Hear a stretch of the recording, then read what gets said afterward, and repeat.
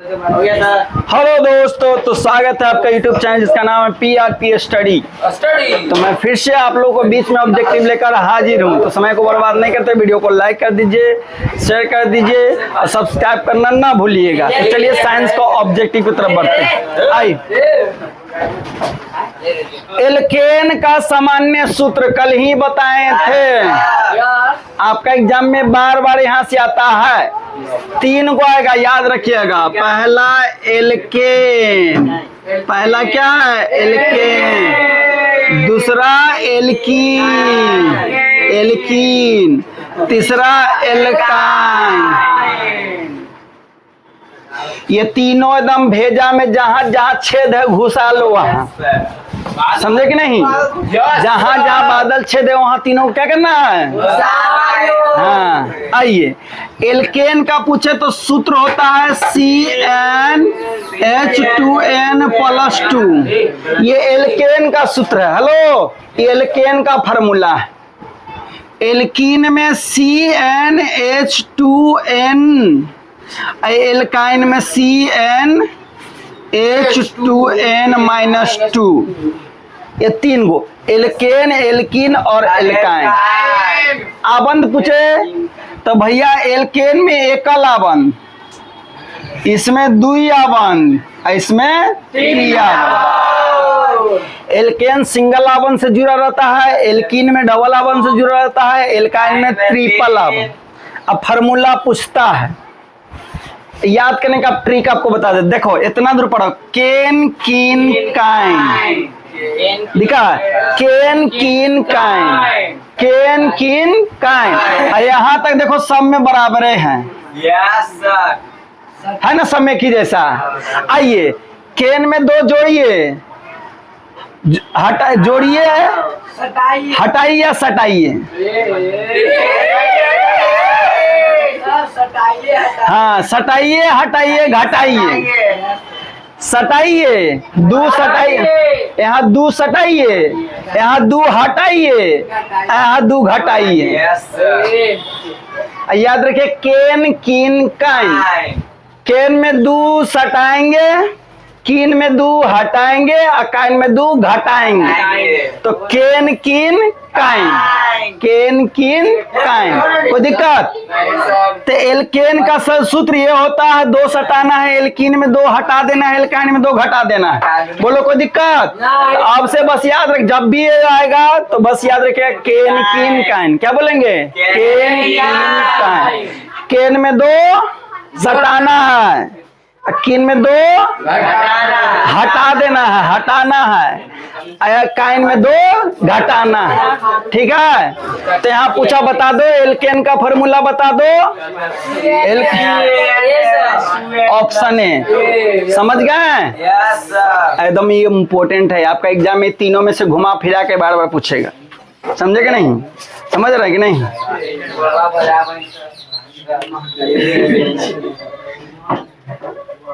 चलो बउआ देखो, निम्न में कौन एक लिंगी पुष्प है? अभी आपको पहचानने बता देते कि एक लिंगी पुष्प कौन है, द्विलिंगी कौन है। ठीक है, अभी हम लोग जानेंगे एक लिंगी पुष्प, एक लिंगी पुष्प, द्विलिंगी पुष्प, बहुलिंगी पुष्प। देखो मान लीजिए चना, चना को फुला देते तब 20 ऐसे तोड़ते हैं, 2 हो जाता है ना, तो द्विलिंगी है।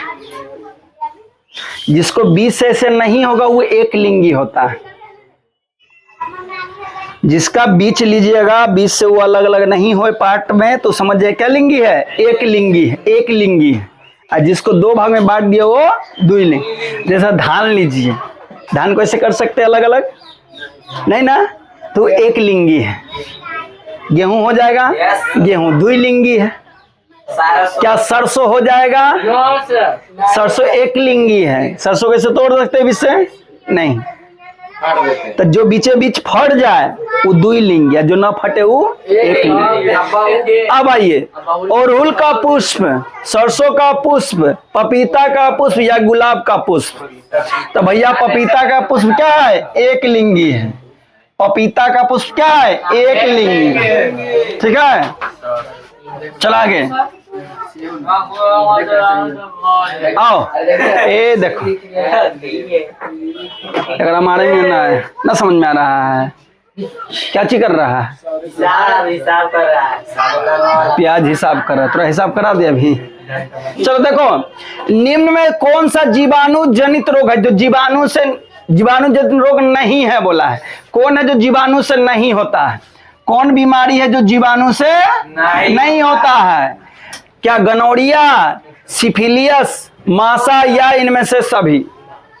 तो भैया मासा, मासा ये जीवाणु से नहीं होता है, विषाणु से होता है।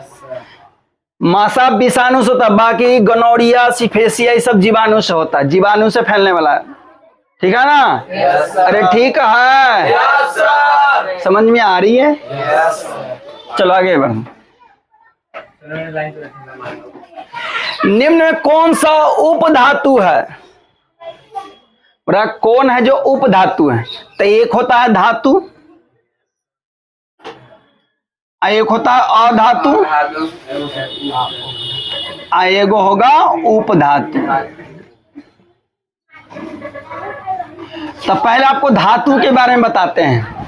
पहले आपको किसके बारे में बताएंगे? धातु। सुनिए ध्यान, जो चमकता है, जिससे करंट पास का करंट पास हो जाएगा, गर्म करेगा तो गर्म होगा, जो कठोर मजबूत होगा उसको धातु कहते हैं। जो चमकदार हो, जिससे धारा प्रवाहित करे यानी करंट प्रवाहित करे तो करंट चल जाए, उससे गर्म करे तो गर्म हो, अब मजबूत हो, इसी को क्या कहते हैं? धातु। ठीक है। और धातु की बात की जाए तो जो चमकदार ना हो, जिससे करंट पास करे करंट पास ना हो, गरम करे तो जल्दी गरम ना हो, अब मजबूत भी ना हो, भखूर जाए, भंगूर हो, वो अधातु। ठीक है। अब उपधातु क्या है? जिसका गुण धातु वाला भी होगा और अधातु वाला। उपधातु उसको कहते हैं जिसका धातु और अधातु दोनों का गुण पाया जाता है। दोनों को ब्याहे करा देंगे, दोनों लिबिर लिबिर करते रहना आराम से। एक दिन तुम रहना उसके पास, एक दिन तुम रहना उसके पास, और जो भी पटका पटकी करना है कर लेना। इन्हें हम पढ़ा, तू उसको देख रहा है, उसको देख रहा है, समझा रहे हैं तो हर बात मजाक लगता है ना, समझ में आ जाएगा। समय रहते आपको समझ में आ जाएगा, टेंशन मत लीजिए। समय रहते नहीं समझ में आया ना तब बोलिएगा। तो धातु जो चमकदार है, जिससे करंट पास हो, जिसको गर्म करे गर्म होगा, जो मजबूत होगा कठोर होगा। अधातु जो चमकदार ना हो, जिसको करंट पास करे करंट पास ना हो, जो भंगूर हो, कठोर नहीं हो, उसको अधातु। उपधातु कौन है? जो उसका धातु का भी गुण रहेगा और अधातु का, यानी दोनों का लक्षण रहेगा, मम्मी पापा दोनों वाला। मान लीजिए मम्मी है पापा है तो दोनों वाला गुण पाया जाएगा। उपधातु उसको कहते हैं जिसमें धातु का भी गुण पाया जाएगा और अधातु का भी। समझे कि नहीं? उपधातु उसको कहते हैं जिसमें धातु और धातु दोनों का गुण पाया जाए। तो यहाँ आपका जर्मेनियम देखिए, जेई मतलब जर्मेनियम, जर्मेनियम भैया उपधातु है, क्योंकि इसमें धातु और धातु दोनों का गुण पाया जाता है। बाकी जिंक धातु है, कैल्शियम धातु है, कार्बन ये गैस है, गैस, तो ये भी धातु है की श्रेणी में। ठीक है, कोई दिक्कत? तो ये तीनों धातु और धातु उपधातु समझ गए? डिफिनेशन पूछेगा तो बता दीजिए। हर चीज को मजाक में लेके चले के बाद में आपको नुकसान देगा। चलो आगे।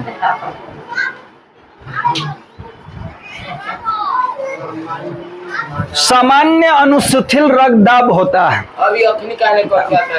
पहले देखो, अब सब कहे गणिया में चिप्पी ठोक दो, हम क्या कहें? देखो, रक्तदाब, रक्तदाब इसी को कहते हैं बीपी। रक्तदाब या रक्तचाप, रक्तदाब अब जानेंगे जिसको बीपी कहते हैं। ठीक है, ब्लड प्रेशर।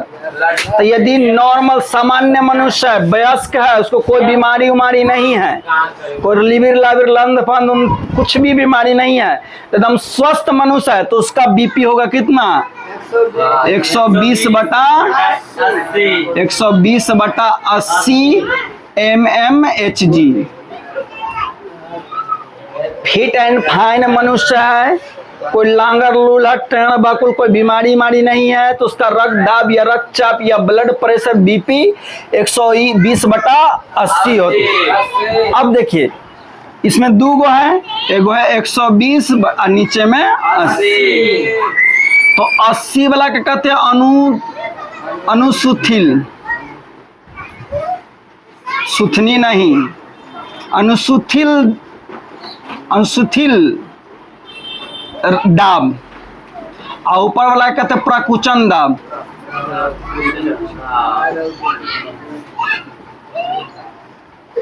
स्वस्थ मनुष्य वयस्क है तो उसका रक्तचाप कितना होगा? 120/80। ऊपर वाला को प्रकुचन दाब कहते हैं, नीचे वाला को अनुसूथिल दाब कहते हैं। एकदम याद रखिएगा।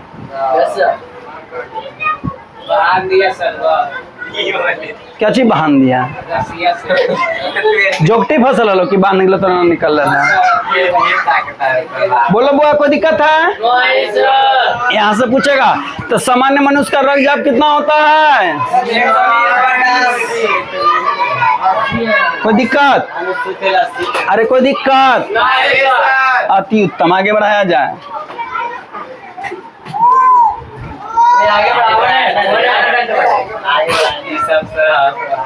होता है जवानी।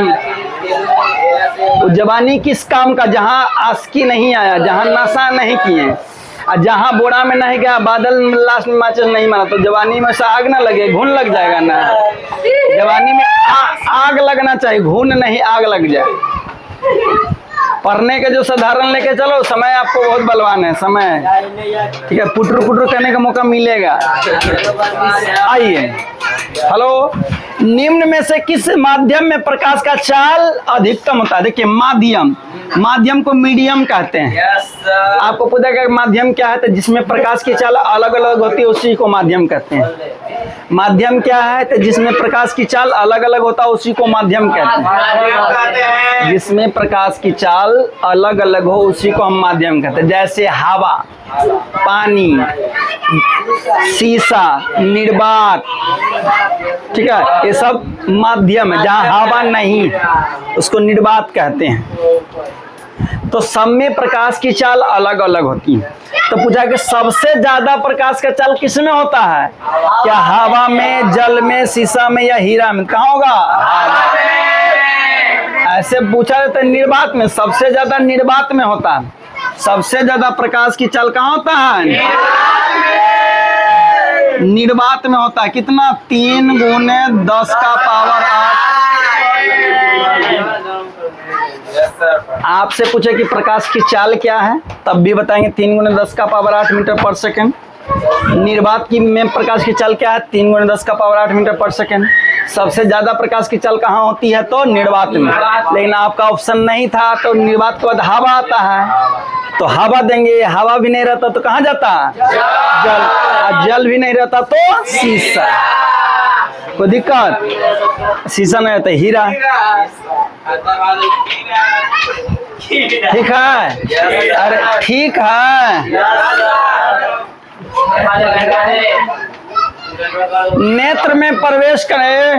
नेत्र बोले तो आंख, नेत्र बोले तो आंख को हम लोग नेत्र कहते हैं। आंख को क्या कहते हैं? नेत्र। तो नेत्र में प्रवेश करने वाली प्रकाश किरण का अधिकांश अपवर्तन कहाँ से होता है? यानी प्रकाश का रहता है, पूरा थोड़ी आपको दे देता है। प्रकाश आ रहा तो सब घुसिए जाता है, कुछ टकरा के आंख से अलग हट जाता है। जितना जाना उतना ही जाता है, बाकी अपवर्तन कर दिया जाता है। अपवर्तन कहाँ से होता है? तो कर्निया के बाहरी पृष्ठ से। याद रखिएगा, प्रकाश जो भी प्रवेश करता है अपवर्तन होता है कहाँ से? कर्निया के बाहरी पृष्ठ। कर्निया के बाहरी पृष्ठ से। अभिनेत्र लेंस, हम लोग का आंख में जो लेंस रहता है वो उत्तल लेंस रहता है। आंख में वो जो अभिनेत्र लेंस, जो आंख में जो अभिनेत्र लेंस है, कौन सा लेंस है? तो उत्तल। हम लोग आंख में जो लेंस है उत्तल लेंस है। ठीक है? नहीं, मोतियाबिंद का ऑपरेशन करेगा। हाँ, ऑपरेशन करके लेंस बदल देगा। कोई भी लेंस लगा देगा, करेगा तो हमारे भी से टीना ले जाएगा, वो चिपका देगा। आपको 2-3 चीज आंख से बता दे रहे हैं। अपवर्तन प्रकाश के कॉर्निया से होता है। आंख में जो लेंस होता है वो उत्तल लेंस होता है। आंख में जो प्रतिबिंब बनता है रेटिना, या दृष्टि पटल पर, रेटिना या आपको देख रहे हैं हमारे आंख में कहीं फोटो बन रहा है, उसको रेटिना या दृष्टि पटल। आप कैसे दे रहे हैं, लेकिन अखिया में गणमुड़िया उलट के दिखाता है। आप कैसे दे रहे तो गणिया ऊपर और मुड़िया नीचे करके दिखा रहा होगा, लेकिन जैसे ही आंख फोटो खींचा आपको तो उल्टा खींचा, गणिया ऊपर करके मुड़िया नीचे, लेकिन जैसे ही वो दिमाग तक गया वो सीधा हो जाता। तो यहाँ से 2-3 चीज पूछता है कि आंख में बनने वाला प्रकृति जो प्रतिबिंब उसका प्रकृति कैसा होता है, वास्तविक और उल्टा। आंख में जो प्रतिबिंब बनता है वास्तविक और उल्टा, ठीक है, वास्तविक और उल्टा। अब वस्तु से छोटा, आपको उतना उतना को है, आंख से बनेगा छोटा बनेगा। तो आंख में याद रखिए, आंख में हम लोग को उत्तल लेंस होता है, रेटिना या दृष्टि पटल पर उसको फोटो बनता है, जो फोटो बनेगा वास्तविक और उल्टा और वस्तु से छोटा। कोई दिक्कत? कोई दिक्कत? ये सब लिख लीजिएगा, नहीं तो बाद में पछताने वाली बात रह जाएगी आपके पास। आइए, पादपो, पादपो मतलब पेड़ पौधा, पेड़ पौधा को क्या कहते हैं? पादप। पेड़ है, पौधा, इसी को कहते हैं पादप। पेड़ पौधा को क्या कहते हैं? पादप। पादप में पाए जाने वाले वृद्धि हार्मोन, यानी पेड़ पौधा को बड़ा कौन करता है? तो वृद्धि हार्मोन निम्न में से कौन सा है? जैसे हम लोग को जैसे बाल बढ़ता है हार्मोन की वजह से, नाखून बढ़ता है हार्मोन की वजह से, दाढ़ी मूंछ आता है हार्मोन की वजह से, बाल बच्चा पैदा कर पाइएगा तो हार्मोन की वजह से, ठीक है ना। तो शरीर में अलग अलग हार्मोन है। कुछ में हार्मोन में है कि तोरा जैसा नया संतान को जन्म कर सकता है, हार्मोन में इतना पावर है। बाबू मैया के हार्मोन में इतना पावर था कि तुम आ गया, समझ लो कितना उसमें पावर है हार्मोन में, है ना? हार्मोन में पावर हो, अरे है कि नहीं? गलत बोल। आपको पता क्या खास बात है? इतना खास बात है कि जनसंख्या भारत का 140 करोड़ पहुंच गया। सब हार्मोने का देन है ना, ठीक है। आइए, तो पेड़ पौधा में भी जैसे मनुष्य में हार्मोन पाया जाता है, उसी तरह से पेड़ पौधा में भी हार्मोन पाया जाता है। तो उसमें जिब्रेलिन, एंड्रोजन, इंसुलिन या कौन? तो भैया पेड़ पौधा में पाया जाता है जिब्रेलिन। जिब्रेलिन पेड़ पौधा को वृद्धि बड़ा करने में मदद करता है। जिब्रेलिन पेड़ पौधा में हार्मोन होता है जो बड़ा करने में मदद करता है। एक और हार्मोन होता है एबिसिक हार्मोन, जो पेड़ पौधा में एबिसिक हार्मोन पत्ती को झाड़ने पर कंट्रोल करने में मदद, मुरझाने उझाने का काम करता है, ठीक है। अब 2 चीज है, ये देखिए मनुष्य से पूछेगा इंसुलिन और थायरोक्सिन। यदि शरीर में आपको इंसुलिन का कमी हो गया, मनुष्य का से ये भी पढ़ने का मन से नहीं है ना बच्चा। बाहरी पानी बढ़ल है, ये हम बैठा 2 दिन केला के थम पर,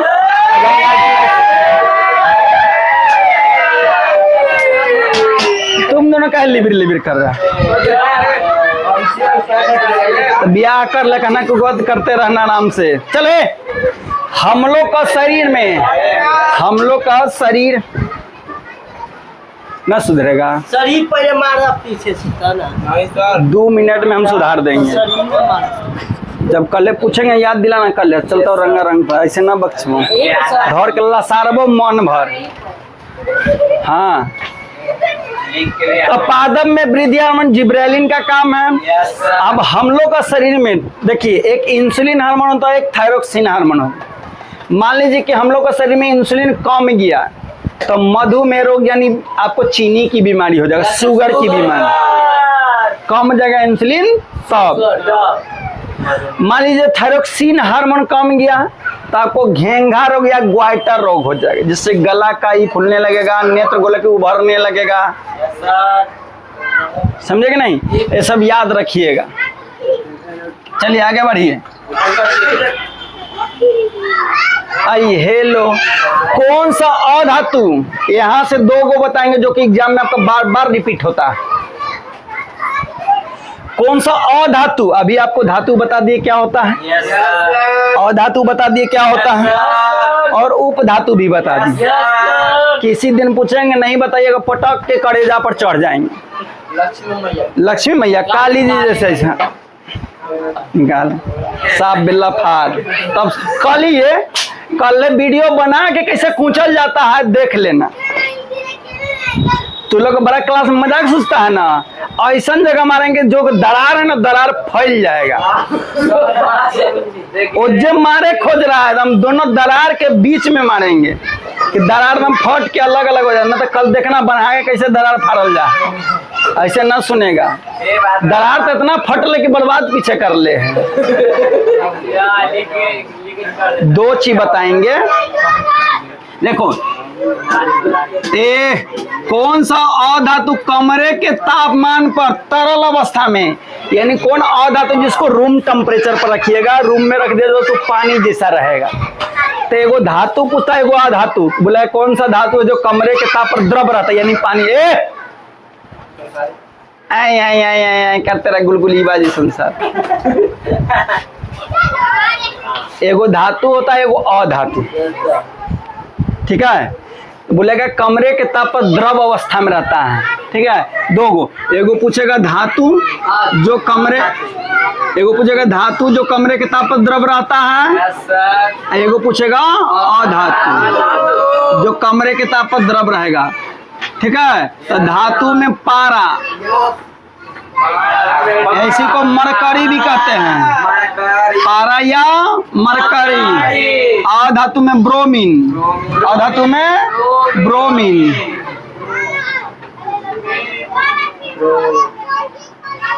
याद से एकदम दो चीज यहाँ से पूछेगा आपको, जहां से बोल देता है कि इंपॉर्टेंट है उसको ध्यान से समझिए। धातु जो कमरे के ताप पर द्रव यानी पानी जैसा रहता है तो पारा, इसी को बोलते हैं मरकरी। आप लोग सबको देखे होंगे, बीपी मापने वाला मशीन में देखिएगा ऊपर में ऐसे उठता है फिर वो नीचे होता है ना, वही जो ऊपर नीचे हो रहा है वो पारा है। या आपको झाड़ने वाला थर्मामीटर देखे हैं, ऐसे तो उसमें ऐसे ऐसे करिए तो अंदर वो चमकता है ना, वही पारा या मरकरी है। समझे कि नहीं? ये मरकरी मत समझना, शादी ब्याह वाला मरकरी मत समझना, वैसा दिमाग में प्रश्न तो वो मरकरी नहीं है। थर्मामीटर में रहता है जो डॉक्टरी थर्मामीटर, या जो बीपी मापने वाला मशीन देखा है, अब तो बहुत जगह मशीने से नाप देता है। जब ऐसे ऐसे फुचुर फुचुर फुचुर फुचुर मारता है ओकरा में, जब में बढ़ता है, अब तो मशीन वाला ऐसे लगा देता है, टिप देता है, और में लिख देता है 120/80। बोलू वाला आ गया है, हाँ। कुछ दिन में घूस के निकालने वाला भी आ जाएगा। आइए, तो कमरे के द्रव अवस्था में धातु बोले तो पारा या मरकरी, अधातु पूछे तो ब्रोमीन। दोनों बार बार पूछा, तो यहाँ पूछा क्या है, अधातु की धातु, तो अधातु में कौन होगा, ब्रोमीन। वाह वाह वाह, समझ गए? ये दोनों एकदम इम्पोर्टेंट है। तो धातु भैया, धातु पारा या मरकरी, धातु पारा या मरकरी, अधातु ब्रोमीन। मतलब धातु जो लिक्विड फॉर्म में रहे रूम टेम्परेचर पर, तो धातु पारा या मरकरी, अधातु पूछे तो ब्रोमीन। याद हो जाएगा ना? वाह वाह, आगे बढ़े। चलिए चिंता न करिए, कुछ ही देर में अब समाप्त हो जाएगा। निम्न में से किस दर्पण की फोकस धनात्मक होता है? फिर से बता दे रहे, यहां से भी पूछेगा। दर्पण रहे या लेंस रहे, दोनों में सेम रहेगा। फोकस दूरी की बात की जाए तो दर्पण रहे या लेंस रहे, दोनों में सेम, ठीक है। अब देखिए, यदि मान लीजिए कि हमको रहे अवतल, अवतल या तो लेंस रहे या तो दर्पण रहे। उसी तरह से उत्तल, या तो लेंस रहे या तो दर्पण रहे। एक है समतल, तो समतल लेंस नहीं आता, दर्पणे रहता है, ठीक है। अब देखो, ये दोनों का कंपैरिजन करो, दोनों में बड़ा कौन, अवतल दर्पण। तो जो बड़ा रहेगा वो माइनस में आता है, फोकस फोकस। तो भैया अवतल दर्पण या लेंस रहे तो उसका फोकस दूरी क्या होगा, माइनस बोले तो ऋणात्मक, नेगेटिव में। ठीक है। अवतल बड़ा है, उत्तल छोटा है, तो छोटा प्लस में बड़ा माइनस। लेंस रहे या दर्पण है, उससे कोई लेना देना नहीं। ठीक है। तो अवतल लेंस या दर्पण का फोकस दूरी माइनस, और उत्तल का प्लस, और समतल का याद रखिएगा अनंत होता है, अनंत।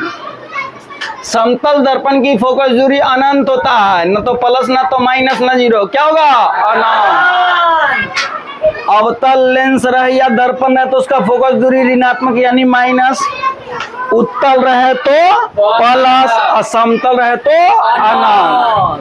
कोनो दिक्कत? कोनो दिक्कत? तो इसका आंसर बताइए, पढ़िए और बताइए क्या आंसर होगा। किसकी फोकस धनात्मक? तो धनात्मक किसका? उत्तल दर्पण। तो आज के लिए इतना ही रहेगा। जय हिंद, जय भारत। जाइए, पधारिए।